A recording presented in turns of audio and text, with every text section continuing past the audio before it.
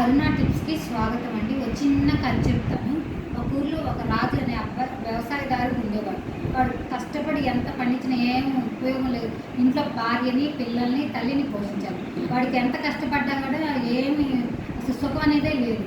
ఇదంతా కాదు, సన్యాసంలో కలుస్తానని చెప్పి ఓ రోజు అడవిలోకి వెళ్తాడు. అడవిలో ఒక డబ్బుల మూట దొరికింది.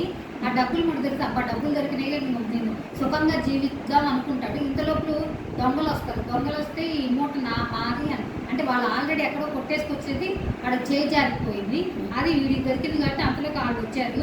ఆ మూట మాది, మాకు ఇచ్చేయంటే సరే తీసుకొని ఇస్తాను, నన్నేం చేయవాకండి ఇస్తాను అంటే నాకేం అక్కర్లేదు, నేను సన్యాసంలో కలవటానికి వెళ్తున్నానంటే సరే వెళ్ళు కలువు, అక్కడ భిక్షాటన అడుక్కోవటం అట్లా ఉంటుంది, నువ్వే సుఖపడవు అన్నాడు.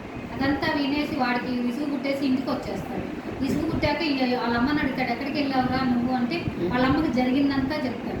అప్పుడు ఆమంటది, నువ్వు అట్లా సన్యాసం ఏం తీసుకోక్కర్లేదు, కష్టపడితే నువ్వు 10 మందికి పెట్టేవాళ్ళ ఉండాలి, కానీ ఇంకా దేహి అని ఒకరిని అడగడానికి అక్కర్లేదు, ఏదైనా కష్టపడితే ఫలం దక్కుతుందని చెప్పారు.